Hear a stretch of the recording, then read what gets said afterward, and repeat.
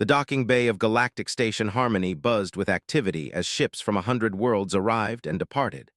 Ambassador stepped off her transport, her scaled purple skin gleaming under the station's lights. She stood nearly 7 feet tall, her natural armor plates visible along her arms and shoulders. They were known across the galaxy as warriors, and wore her military decorations with pride even in her diplomatic robes. Behind her walked Daniel Harper, carrying 2 small bags. He stood at average human height, his brown hair slightly messy from the journey. His clothes were simple and practical. At his side hung a sword in an ornate sheath, the only item that seemed out of place on someone who looked more like a scholar than anything else. A group of diplomats stood near the entrance, their bulky gray bodies blocking half the corridor. As approached, one of them laughed loudly. "Look, the warrior brought her pet," they said in common tongue. His companions joined in the laughter. His jaw tightened, but she kept walking. Daniel's expression never changed. He had heard worse in the 3 years since their marriage. "Does it do tricks?" another called out. "Can it fetch?" Daniel gently touched his arm as he felt her muscles tense. She glanced down at him and saw the calm in his eyes. She took a breath and continued forward without responding. They made their way through the station's busy corridors to their assigned quarters. The room was standard diplomatic housing, comfortable but not luxurious. Daniel set down the bags and stretched his shoulders. "They will not stop," said, her voice tight with anger. "Every delegation here thinks you are weak. They think I married beneath my station." "I know," Daniel replied quietly. He moved to the window, looking out at the stars beyond. "Does it bother you what they think?" "It bothers me that they disrespect you," said. She sat heavily on the bed, her weight making the frame creak. "You are brilliant. You speak more languages than anyone on this station. You understand cultures they cannot even pronounce. But all they see is a human from a low-gravity world." Daniel turned to her with a small smile. "I married you knowing what it would mean. Your father still refuses to speak to me." "My father is a fool," said firmly. "He judges based on appearance and tradition. He cannot see what I see in you." Daniel walked over and sat beside her. Even seated, she was taller than him. He took her large hand in both of his smaller ones. "Focus on why we are here," he said. "The trade negotiations with the Empire are important. Your people need those shipping routes." Nodded, but her expression remained troubled. "They are aggressive. They look for any excuse to claim advantage. They will push every boundary." "Then we will deal with each situation as it comes," Daniel said. "Trust me." The next morning, they attended the opening session of the trade conference. The council chamber was enormous, with seating for representatives from dozens of species. The delegation sat in one section, the in another. Daniel sat beside as her cultural liaison, which was his official role. Ambassador of the Empire rose to speak. He was massive even for his species, with scars crossing his gray skin. His voice boomed across the chamber. "The Empire questions the Concordat's commitment to previous agreements," declared. "Shipments have been delayed, quality has declined. This shows weakness and dishonor." Stood, her presence commanding despite the insults. "They have honored every agreement. The delays were caused by pirate attacks in neutral space. Attacks that vessels could have helped prevent if your patrols had been where they promised to be." Murmurs spread through the chamber. The accusation was serious. The eyes narrowed. "They always find excuses," he said. "Perhaps your people have grown soft. Perhaps marrying weaklings has made you forget strength." His gaze fell directly on Daniel. The chamber went silent. The insult was clear to everyone present. His hand moved to the ceremonial blade at her side, a gesture that made several delegates lean forward with interest. Daniel placed his hand gently on her arm again. She looked down at him, saw him shake his head slightly, and forced herself to release the weapon. "We will discuss this matter in private negotiations," said, her voice like stone. "Not in open council." Smiled, showing rows of sharp teeth. "As you wish, but know this, Ambassador, the Empire does not tolerate disrespect. We will have satisfaction." The session ended shortly after. As delegates filed out, Daniel noticed how many of them looked at him with barely hidden contempt or amusement. He had grown used to it, but he also noticed something else. Several of the more experienced warriors watched him differently, their eyes lingering on the sword he carried. That evening met with her advisors in a private conference room. Daniel attended as he always did, sitting quietly to the side and listening. The discussion was heated. Is looking for a fight, one advisor said. He wants an excuse to invoke the right of contest. What is that? Daniel asked. The room fell silent. The advisors looked uncomfortable, as if they had forgotten he was there. Answered him. It is an ancient law recognized by most of the galaxy. When diplomatic talks fail, either party can demand that the dispute be settled through single combat. The winner's position is accepted as truth. Trial by combat, Daniel said. Earth had similar traditions. They have not lost a right of contest in 20 years, another advisor said. Their champions are bred for battle if they invoke it against us. They will invoke it, said quietly. Wants to embarrass he wants to prove we are weak. She paused, her expression pained. And I cannot defeat their champion. The advisors looked shocked. Ambassador, you were one of our finest warriors. I was, agreed. But in my last campaign, I took nerve damage to my sword arm. I have kept it quiet because I did not want it to affect my diplomatic work. But in a true fight against a champion, I would lose. The room erupted in worried conversation. Daniel stood and walked to the window, his hand resting on the pommel of his sword. He gazed out at the stars, thinking about choices and consequences. There may be another option, he said quietly. The room fell silent again. Everyone turned to look at him. The right of contest allows a bonded family member to fight in place of the challenged party, Daniel continued. A spouse qualifies. One of the advisors laughed. No offense to you, Daniel Harper, but you would not last 10 seconds against a warrior. Perhaps, Daniel said. He turned from the window, his expression calm and thoughtful. But perhaps not. Stood abruptly. No, absolutely not. I will not allow it. It may not be your choice, Daniel said gently. If issues the challenge tomorrow, you will have to respond. Refusing brings dishonor. Fighting while injured risks your life and guarantees failure. I am offering a third option. Death is not an option I will consider for you, said firmly. Daniel walked over to her and looked up into her eyes. You asked me to trust you once, when you wanted to marry me despite your culture's objections. Now I am asking you to trust me. The next morning, Ambassador made his move. In front of the entire council, he formally accused thee of breaking faith and demanded the right of contest. The chamber filled with tension as all eyes turned to. She stood slowly, her mind racing. Then Daniel stood beside her. The Concordat accepts, Daniel said clearly. I will serve as champion for Ambassador, as is my right as her bonded husband. The chamber exploded in shocked conversation and laughter. His face showed pure amusement. A human, said. The truly have fallen far, very well, tomorrow at midday in the combat arena. My champion will face this creature. It will be educational for all to see the difference between true warriors and pets who wear swords for decoration. Daniel Met's gaze without flinching. Tomorrow then. As they left the chamber, grabbed Daniel's arm. What have you done? She whispered urgently. What was necessary, Daniel replied. Now I need to prepare. There are some things about my past we need to discuss. Followed Daniel back to their quarters in silence. The corridor was filled with other delegates, and she heard whispers and laughter following them. Word of the challenge had already spread throughout the station.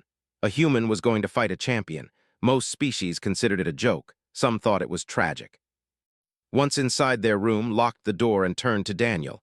Tell me everything, now. Daniel sat on the edge of the bed and was quiet for a moment. Then he began to speak. Before I became a cultural liaison, I had a different job, he said. I served in the Human Defense Force for 8 years. Most of that time was spent in a unit called the Blade Guard. I have never heard of them, said. Most people have not, Daniel replied. When humanity joined the Galactic Council 15 years ago, we presented ourselves as explorers and scientists, peaceful, eager to learn, and that was true, but it was not the whole truth. He stood and walked to where his sword hung on the wall. He lifted it down carefully, holding it with familiar ease.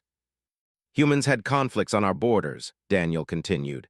Species that saw our expansion as weakness, pirates, raiders, sometimes worse. These conflicts were small enough that the Council never noticed or cared, but they were real and people died. Sat down slowly, listening with complete attention now. The Blade Guard was created for special operations, Daniel said. Close quarters combat in situations where standard weapons were too dangerous. Shipboarding actions. Hostage rescue. places where a stray shot could breach a hull or hit civilians. We trained with blades because they gave us precision. You were a soldier, said softly. I was more than that, Daniel said, and something in his voice made her look at him more carefully. I was very good at it, too good. I saw combat 73 times, I never lost, but every fight took something from me. By the end, I knew I had to stop before I lost who I was. He set the sword down on the table between them. So I retired. I studied languages and cultures. I tried to become someone who built connections instead of breaking them. When I met you, I thought I had finally left that life behind. Why did you never tell me this? Asked. Because I wanted you to know me as I am now, not as I was then, Daniel said. I did not want you to see me as a killer. I wanted to be your partner, your support. The person who helps you navigate difficult conversations, not the person who solves problems with violence. Was quiet for a long time. Then she stood and walked to him, placing her large hands on his shoulders. I fell in love with a kind, thoughtful man who made me laugh and challenged me to think differently, she said. Nothing you have told me changes that, but Daniel is a champion. He has killed opponents in the arena. Even with your training, you are smaller, lighter, and this is not your world. I know, Daniel said, but I also know that everyone underestimates humans. They look at our size and our home planet's gravity and make assumptions. Those assumptions have killed a lot of people who should have known better. He picked up the sword again and slowly drew it from the sheath. The blade gleamed in the light, but it looked like an ordinary weapon. Then Daniel pressed a control on the handle, and the blade came to life. A brilliant blue-white field of energy wrapped around the metal, humming with barely contained power. Stepped back in shock. That is plasma-edge technology. I thought only they had developed that. Humans developed it independently, Daniel said. We just never told anyone. This sword can cut through most known materials. The plasma field is contained by a magnetic envelope, stable enough for controlled use but devastating on contact. He deactivated the blade and returned it to its sheath. The blade guard carried weapons like this. We trained for years to master them. But the weapon is only part of it. The real advantage humans have is that everyone thinks we are weak. And you use that, said, understanding dawning in her eyes. We do, Daniel confirmed.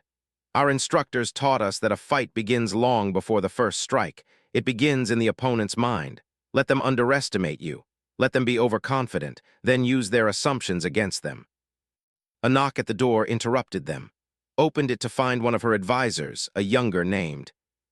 Ambassador, the arena officials need to review the combat parameters with your champion, said. He glanced at Daniel with poorly hidden doubt. I will be there shortly, Daniel said. The meeting with the arena officials was brief. They explained the rules, which were simple. The combat would continue until one fighter yielded, was unable to continue, or died. Energy shields would protect the spectators. Medical teams would be standing by. The head official, a four-armed, looked at Daniel with what might have been pity. Human, you are aware that you can withdraw before tomorrow? No shame would attach to you personally. I am aware, Daniel said. I will not withdraw.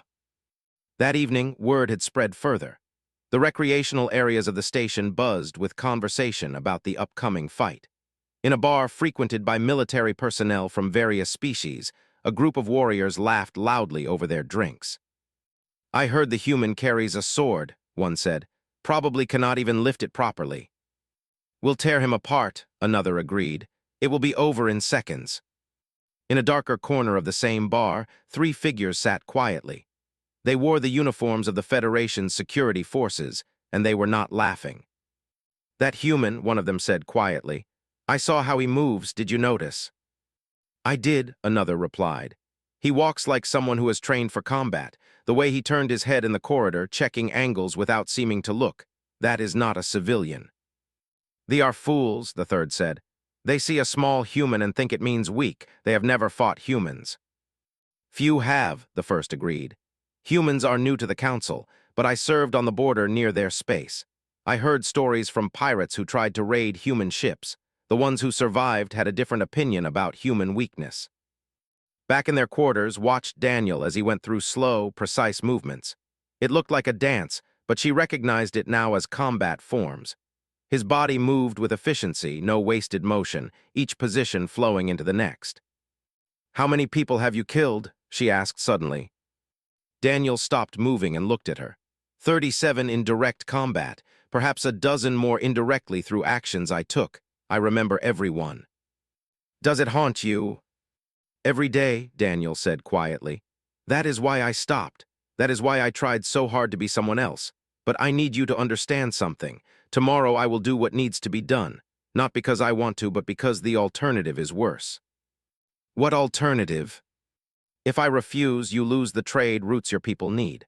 If I fight and lose, the result is the same, but at least I tried.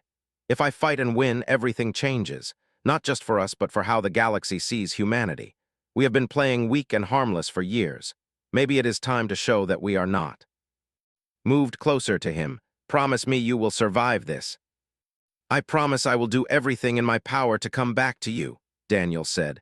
It was not quite the promise she wanted, but they both knew it was the only honest one he could give. They spent the rest of the evening together, talking about everything except the fight. They remembered their first meeting on Earth, when had come as part of a cultural exchange. She had expected humans to be primitive and simple. Instead, she found a world of incredible complexity, with thousands of cultures and languages and arts. And she found Daniel, a quiet man working at the exchange center who spoke her language fluently and asked intelligent questions about philosophy. They had talked for hours that first day, then the next day, and the next. My father said I was being foolish, remembered. He said humans were not suitable partners for too weak. He demanded I return home. But you did not, Daniel said with a slight smile. No, agreed. I told him I had found someone who challenged my mind and made me want to be better, someone who saw me as more than just a warrior, and if he could not accept that, then he did not truly know his own daughter. Do you regret it? Daniel asked. Never, said firmly. Not for 1 second, no matter what happens tomorrow. As night fell on the station, Daniel lay awake while slept beside him. He thought about the man he had been and the man he had become. He thought about violence and peace, and how sometimes the only way to preserve one was to embrace the other. He thought about the champion, the being he would face in less than 12 hours. Daniel had watched recordings of previous fights. It was strong, fast, and brutal. He had killed 4 opponents in the arena and crippled a dozen more. But Daniel had also noticed things in those recordings. Patterns, habits, small tells that showed what would do next. It would be enough. It had to be enough. As dawn approached, Daniel rose quietly and retrieved his sword. He sat in the dim light, the weapon across his lap, and meditated. He had learned this practice from an old instructor in the Blade Guard.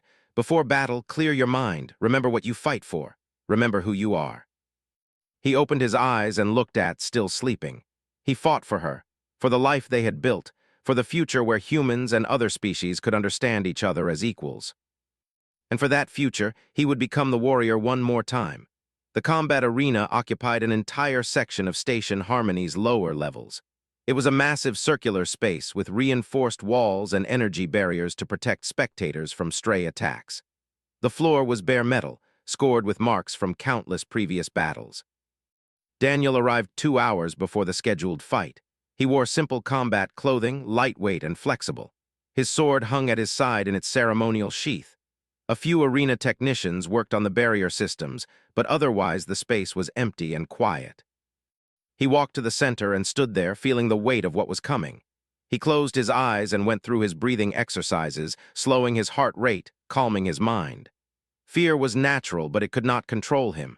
He had to be clear and focused. You came early. Daniel turned to see an older human woman entering the arena. She wore the uniform of a council security officer. He did not recognize her, but something about the way she moved told him she had military training. I wanted time alone, Daniel said politely. I am Lieutenant, the woman said. She walked closer, studying him carefully. I served in the Human Defense Force, 22 years. I heard you were Blade Guard.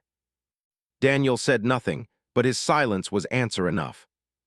There are not many of you, continued. The Blade Guard was small, selective. I met a few over the years. They all had that same look in their eyes, like they had seen things they wished they could forget. Why are you here? Daniel asked. To tell you that some of us know what you are, said. They think this will be easy.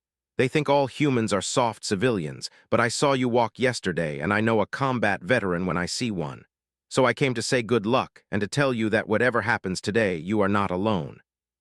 She saluted him, a gesture of respect between soldiers, and then left. Daniel stood alone again, but he felt less isolated. Somewhere on this station were other humans who understood. That mattered. The arena began filling up an hour before the fight. Hundreds of beings from dozens of species came to watch. For most of them, this was entertainment. They expected a quick, brutal demonstration of superiority. Some placed bets on how long the human would last. Arrived with her delegation and took her place in the section reserved for participants. She looked tense, her hands gripping the railing in front of her. Her advisors sat nearby, their expressions grim. The section filled with warriors and diplomats, all loud and confident. Ambassador sat in the center, looking pleased with himself. This entire situation had gone exactly as he planned. Daniel remained in a preparation room beneath the arena. He could hear the crowd gathering above, their voices echoing through the stone. He checked his sword one final time, running through the activation sequence. The blade hummed to life, its blue-white plasma field perfect and stable. He deactivated it and returned the weapon to its sheath. A chime sounded, it was time. The walk from the preparation room to the arena floor felt longer than it was. Daniel climbed the stairs and emerged into the bright lights. The crowd noise hit him like a physical force, thousands of voices talking, laughing, shouting. He walked to the center of the arena, his steps steady and measured. The crowd's laughter grew louder as they got a good look at him. He was small compared to most species present. His simple clothing and calm expression made him look unprepared, almost foolish. Someone shouted that this was cruel, like watching a child fight an adult. Daniel glanced up at, she met his eyes and he saw the fear there, but he also saw trust. She believed in him even if she did not fully understand why she should. He gave her a small nod. The opposite gate opened and entered. The champion was enormous. He stood over 7 feet tall and his body was a mass of thick muscle and natural armor plates. His gray skin was covered in scars, each one a trophy from previous fights. He carried a massive war axe that crackled with energy, its blade easily 3 feet long. The crowd roared with approval, raised his weapon and bellowed a challenge that shook the air. He looked at Daniel the way a predator looks at prey. The arena officials activated the protective barriers. Shimmering energy fields rose around the combat space, ensuring that no attacks would reach the spectators. An announcer's voice boomed out, explaining the rules in multiple languages. Combat would continue until clear victory or submission. "Fighters prepare," the announcer said. Daniel drew his sword but kept it deactivated. The blade gleamed silver in the light. It looked elegant and ancient, a weapon from another age. Laughed a sound like grinding rocks. "That little blade will snap against my axe, human. I will make this quick for you, better than you deserve." "Begin," the announcer declared. Charged immediately. His strategy was simple and had worked dozens of times before. Overwhelming force applied quickly would end the fight before the opponent could think. His axe swung in a massive arc, crackling with energy, aimed at Daniel's chest. Daniel moved. He did not step back or try to block. Instead, he shifted his weight and flowed to the side, letting the axe pass within inches of his body. The movement was minimal, just enough to avoid the strike. His momentum carried him forward, off balance for just a moment. The crowd gasped. The human was faster than expected. Recovered and swung again, this time a horizontal cut designed to catch Daniel wherever he moved. But again, Daniel was not there. He ducked beneath the strike, his body low and controlled. "Stand still," snarled. He unleashed a series of rapid attacks, his axe blurring through the air. Daniel moved between the strikes like water flowing around stones. His feet never stopped moving, constantly adjusting position, maintaining perfect balance. He had not yet raised his sword to attack or defend. He simply avoided every strike. In the spectator sections, the laughter had stopped. Warriors from various species leaned forward, watching more carefully now. The human was not fighting back, but he also was not getting hit. That was not supposed to be possible. Gripped the railing harder. She recognized what Daniel was doing. He was studying, learning his patterns, letting the waste energy on attacks that would never land. Realized this too, and it made him angry. He stopped his assault and circled Daniel, breathing hard. "You run like a coward, fight me properly." "As you wish," Daniel said quietly. He pressed the control on his sword's handle, and the blade ignited. The plasma field erupted along its edge with a brilliant blue-white glow that made several spectators shield their eyes. The weapon hummed with contained power, clearly visible even in the bright arena lights. The crowd went silent. That was not a ceremonial weapon. That was battle technology, and advanced technology at that. His eyes widened slightly, but he was too committed to back down now. He roared and charged again, bringing his axe down in an overhead strike meant to cleave Daniel in half. Daniel raised his sword and intercepted the axe at an angle. The plasma blade met the energy-charged axe head with a sound like lightning striking metal. Sparks flew, and strike was deflected away harmlessly. The staggered, shocked. His axe, which could shatter steel, had been turned aside by a blade half its size. Daniel pressed forward. His strikes were precise and economical, never wild or wasted. He cut at exposed areas, testing the defenses. The plasma blade hissed through the air, leaving glowing trails. Blocked with his axe, and for several exchanges they fought in earnest. The crowd watched in stunned silence as the small human matched the champion strike for strike. Every time tried to use his superior size and strength, Daniel's speed and technique neutralized the advantage. Then Daniel scored first blood. His blade darted past his guard and cut a shallow line across the forearm. The plasma edge sliced through the natural armor as if it was not there. Roared in pain and anger, he looked at his arm, at the blood flowing from a wound that should not have been possible. Armor could stop most blades, but not this one. "What are you?" demanded. "Someone who trains for years instead of relying on natural advantages," Daniel replied. His voice was calm, almost gentle. "You have fought dozens of opponents, but they all fought the way you expected. I am different." Attacked again, but now there was desperation in his movements. He had expected an easy victory, and instead he faced someone who was cutting him piece by piece. 3 more times Daniel's blade found openings, leaving shallow cuts that burned from the plasma's heat. The champion was bleeding from multiple wounds now, none serious individually, but together they were taking their toll. His movements slowed. His breathing became labored. In the spectator sections, the other warriors watched with new understanding. Ambassador's confident smile had vanished. The delegation sat forward in their seats, hope beginning to replace their earlier dread. Daniel pressed his advantage. He moved inside's reach, where the long axe was less effective. His sword struck at joints and weak points, targeting areas that would disable rather than kill. Every strike was measured, controlled. Tried to grab Daniel with his free hand, to use his size to wrestle the human down. But Daniel saw it coming. He ducked under the grasping arm and drove his shoulder into his knee, disrupting this balance. Stumbled, for just a moment he was vulnerable. Daniel could have struck at the throat or chest, could have ended the fight with a killing blow. Instead, he stepped back and waited. Caught himself and straightened, breathing hard, he looked at Daniel with confusion. "Why did you not strike?" "Because I do not need to kill you to win," Daniel said. "I need you to understand that you have lost." The eyes showed something that had not been there before: respect, and the beginnings of fear. He had never faced an opponent like this, someone who could kill him but chose not to, who fought with precision instead of rage. "This is not over," said, but his voice lacked conviction. "Yes," Daniel replied quietly. "It is," circled Daniel slowly now, his confidence shattered. Blood dripped from multiple wounds, staining the arena floor. His axe felt heavy in his hands. He had never been cut this many times in a fight. Most opponents were either dead by now or begging for mercy. But this human showed no mercy and no rage, just calm, patient skill. The crowd had gone from laughter to shocked silence. Now they began to murmur in a dozen languages, trying to understand what they were witnessing. The small human was not just surviving, he was winning. In the section, watched with tears streaming down her face. She had known Daniel was intelligent and kind. She had never imagined the warrior hiding beneath that gentle surface.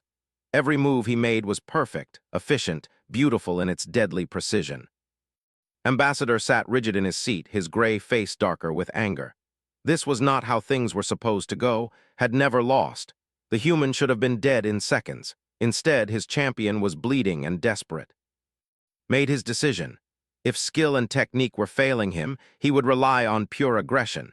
He would accept whatever wounds came and simply crush his opponent through overwhelming force.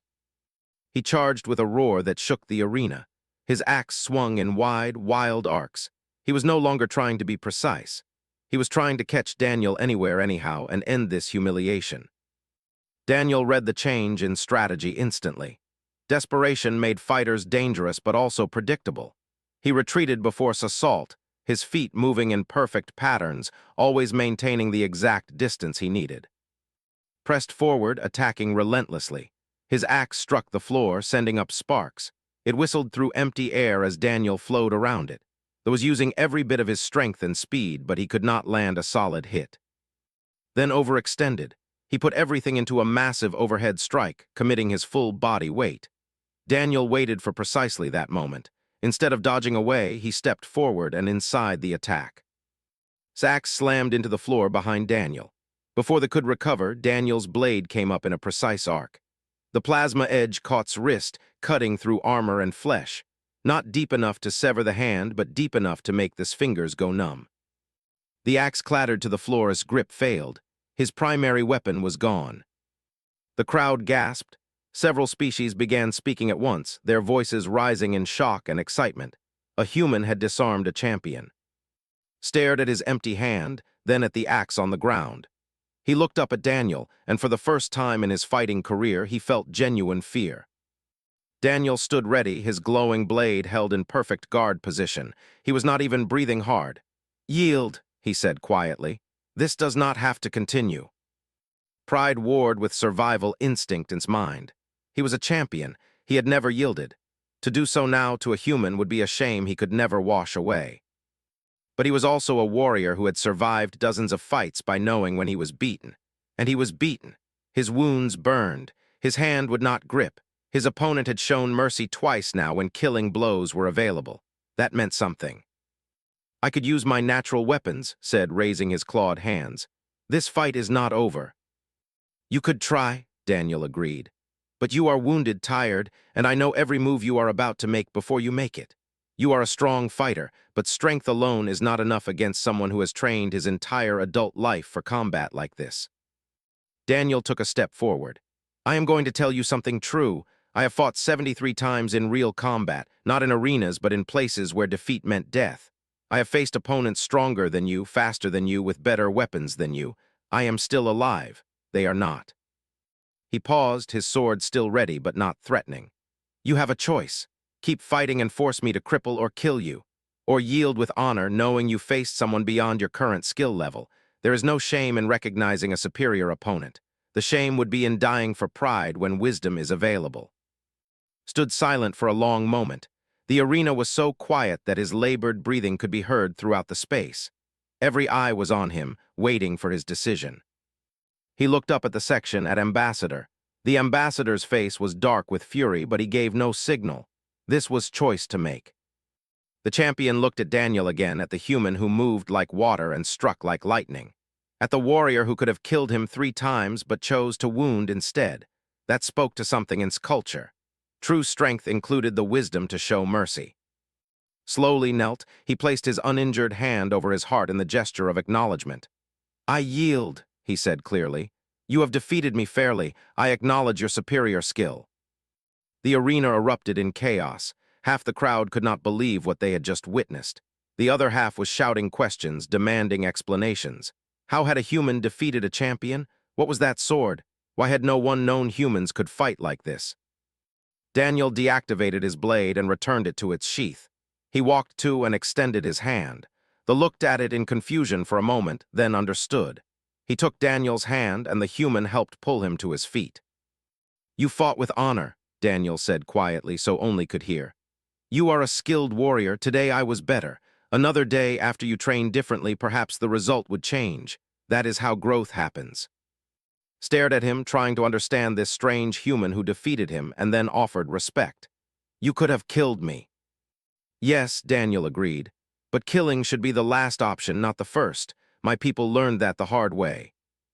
Medical teams rushed onto the arena floor to treat wounds. Daniel walked toward the section, where was already pushing through the crowd to reach him. She vaulted over the barrier and ran to him, pulling him into an embrace that lifted him off his feet. "You are alive," she said, her voice breaking. "You are alive." I promised I would try, Daniel replied, holding her as best he could given their size difference. Around them, the arena was in turmoil. Officials tried to restore order. Ambassadors shouted at each other. Warriors from a dozen species argued about what they had seen.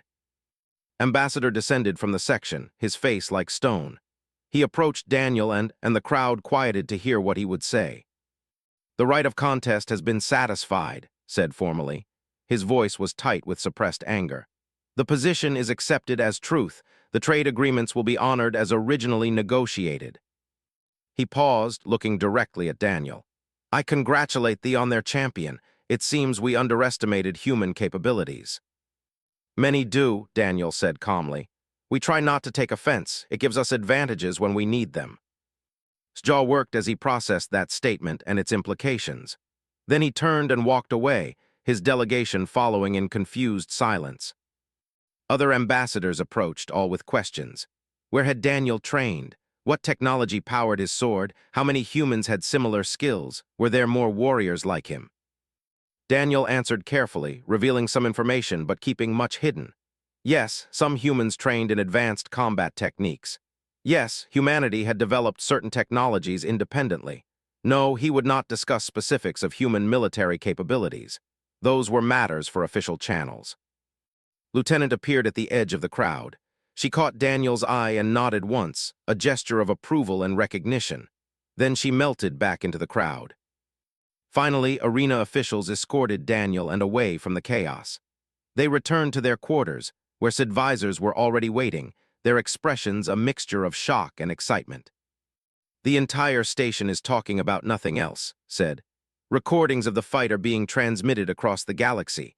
By tomorrow, 100 worlds will know what happened here.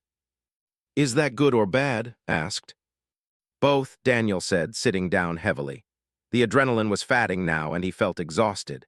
Humanity's reputation will change. We will no longer be seen as weak or harmless. That opens some doors and closes others.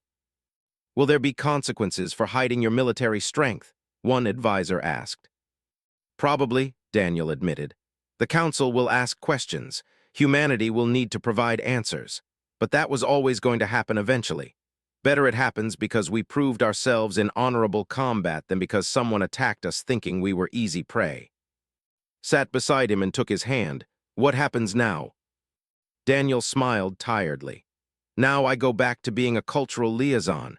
That is who I want to be. Today was necessary, but I hope it is not something I have to repeat. The galaxy will not forget what you did, said. No, Daniel agreed. But perhaps they will understand us better. Humans are not warriors by nature. We are explorers, artists, scientists, builders. But when we must fight, we do it with everything we have learned. That is what I showed today. Not that humans love violence, but that we understand it deeply enough to end it quickly when necessary. The advisors left eventually, still discussing the implications. And Daniel sat together in the quiet of their quarters, processing everything that had happened. Your father will hear about this, Daniel said. Let him, replied. Perhaps it will teach him that strength comes in many forms. 3 days after the fight, Daniel stood before the Galactic Council's Security Committee. The chamber was smaller than the main assembly hall, but no less imposing. Representatives from 24 species sat in a semicircle, their expressions ranging from curious to hostile. Sat in the observers section, unable to help him directly but there for support. She had wanted to speak on his behalf, but Daniel insisted he needed to do this himself. Daniel Harper, the committee chair began. She was her forearms folded in a posture that suggested judicial impartiality. You have demonstrated combat capabilities and weapons technology that humanity never disclosed when joining the council. Explain. Daniel stood calmly, his hands at his sides. He wore simple formal clothing, not his combat gear. His sword remained in their quarters as weapons were forbidden in council chambers. Humanity disclosed all information required by council membership protocols, Daniel said clearly. Those protocols ask about aggressive military expansion, weapons of mass destruction, and hostile intentions toward member species. We truthfully stated we had none of those things. But you have advanced military training and technology, a representative said accusingly. We have defensive capabilities, Daniel corrected. There is a difference. When humanity reached space, we encountered dangers. Pirates, raiders, hostile species on our borders. We developed ways to protect ourselves. That is not the same as building an empire through conquest. Why did you not share this information? Another representative asked. Daniel took a breath before answering. Because we wanted to be known for what we value, not what we fear. Earth has a long history of violence. We fought terrible wars among ourselves before we reached the stars. We learned hard lessons about what happens when societies are defined by their weapons instead of their ideals. He looked around the chamber, meeting their eyes. When we joined the council, we chose to emphasize our science, our culture, our desire to learn from other species. We did not hide our military capabilities out of deception. We simply did not lead with them because that is not who we want to be. But you do have those capabilities, the chair said. The question remains, how extensive are they? I cannot answer that in detail, Daniel said. I am a retired soldier, not a current military representative, but I can tell you this. Humanity has approximately 100 billion people across dozens of worlds and stations. Of those, perhaps 10 million have military training of any kind. We have ships capable of defending our space, but not fleets designed for conquest. We have weapons technology that is competitive with most council species, but not overwhelmingly superior. And warriors like you, they asked, how many humans can fight as you did? The Blade Guard had perhaps 5,000 members at its peak, Daniel said. Most have retired as I did. We were specialists, trained for specific situations. We were never an army, just a scalpel used when precision was required. A representative leaned forward. I served near human space. I heard rumors about human combat effectiveness, but most dismissed them as exaggeration. Now I wonder what else we dismissed too easily. Humans are adaptable, Daniel said. That is our primary trait. We come from a planet with extreme weather, dangerous animals, and scarce resources. We learn to survive by being flexible, creative, and persistent. Those same traits serve us in many contexts, including combat when necessary. The committee questioned him for 2 more hours. They asked about human physiology, training methods, weapons technology, and strategic doctrines. Daniel answered what he could while protecting classified information. He was honest but careful. Finally, the chair called for a recess. We will discuss our findings and recommendations. You are dismissed for now, Daniel Harper. Outside the chamber embraced him. You handled that well. We will see, Daniel said. Some of them are angry that humanity held back information. Others are curious. A few are frightened. All of those reactions are understandable.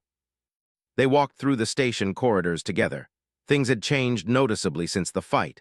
Other beings no longer laughed when they saw Daniel. Many stepped aside respectfully. Some stared openly.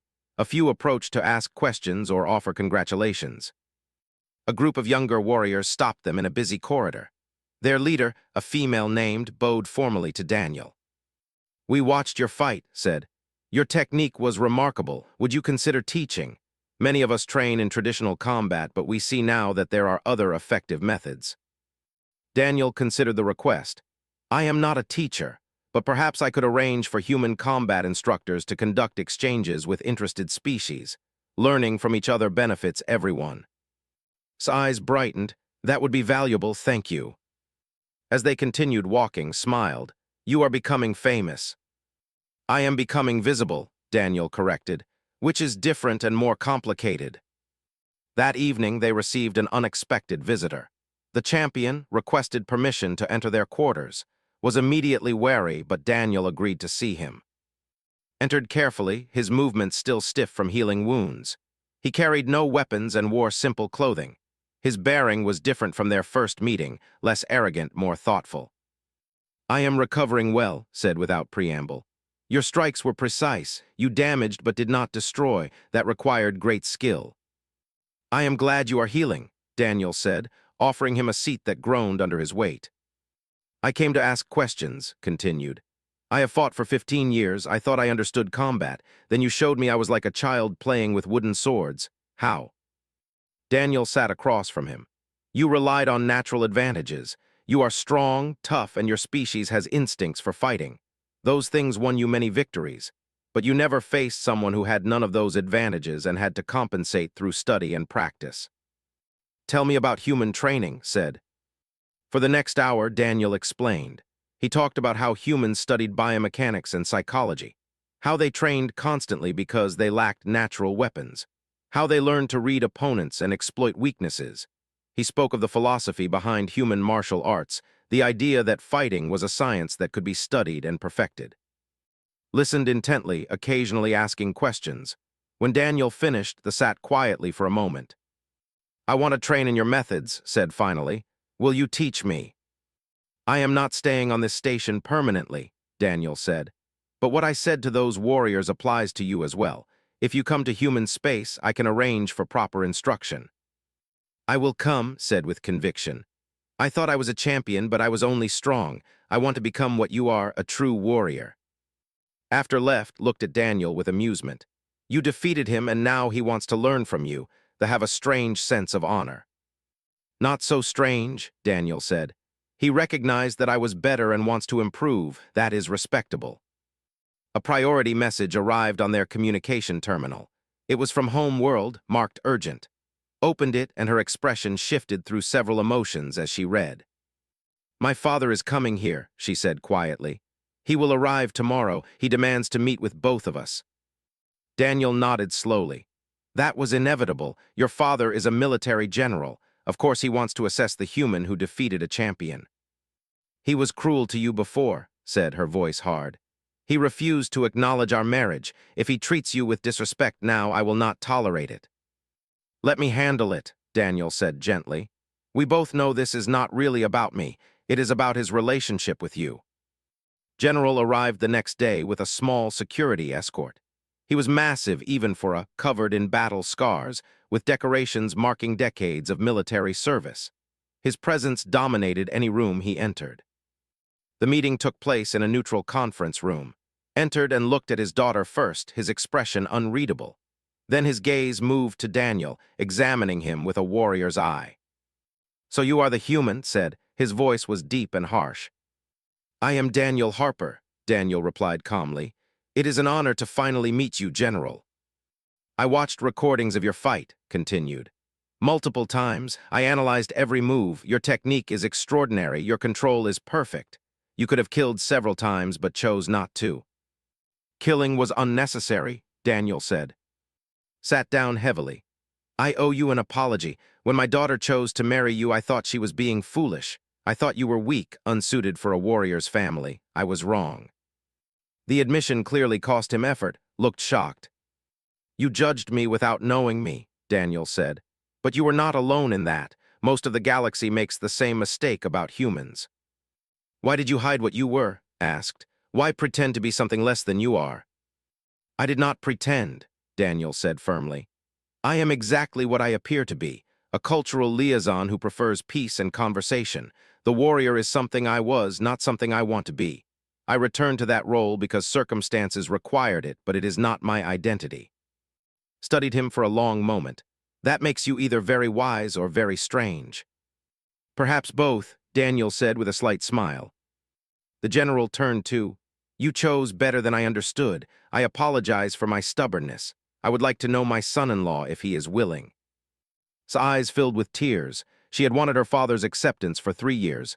Now finally it came. The next weeks brought more changes. The Council released a statement acknowledging humanity's right to maintain defensive capabilities while requesting more transparency in future. Human diplomats negotiated new protocols for information sharing. Daniel received multiple requests to speak at military academies across the galaxy. He declined most, but agreed to a few, always emphasizing that human combat philosophy prioritized ending conflicts quickly and ethically. His sword, which had been such a secret, became a subject of study. Several species requested information about plasma-edge technology. Humanity agreed to limited sharing, building new diplomatic bridges. One evening, Daniel stood at the observation deck watching ships come and go from the station. It had been a month since the fight, and life was beginning to settle into new patterns. "Do you regret what happened?" asked. Daniel thought carefully before answering. "I regret that violence was necessary. I regret that I had to become that person again, even briefly. But I do not regret the outcome. The galaxy understands humanity better now. That may prevent future conflicts." And us asked, has this changed us? You know more about my past, Daniel said. But I am still the same person you married. I still prefer books to battles. I still think diplomacy solves more problems than fighting. The only difference is that now everyone knows I can fight if I must. Took his hand. My father wants us to visit home world. He wants to apologize to you properly in front of our family. We should go, Daniel said. Family connections matter. He also wants to commission a statue, added with amusement. Of you, with your sword ignited, standing over. He thinks it would be educational for young warriors. Daniel groaned. Please tell me you are joking. I am not, laughed.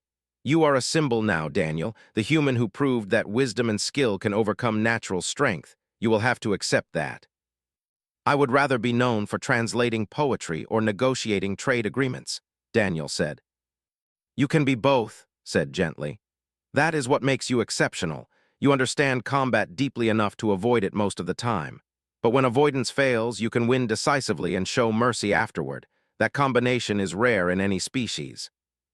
They stood together watching the stars, a warrior and a diplomat, two beings from different worlds who found common ground. The galaxy had learned something about humanity through their story. But more importantly, they had learned something about each other. Behind them, Station Harmony continued its endless work of bringing species together. Somewhere in the station, a young human officer was teaching warriors about leverage and momentum. In another section, was studying human philosophy texts, trying to understand the thinking behind the fighting. And in their quarters, Daniel's sword hung on the wall, its blade dark and silent. He hoped it would remain that way, but if the galaxy needed to see it ignite again, he would be ready, because that was what humans did. They adapted. They prepared. And when necessary, they reminded everyone that gentleness should never be mistaken for weakness.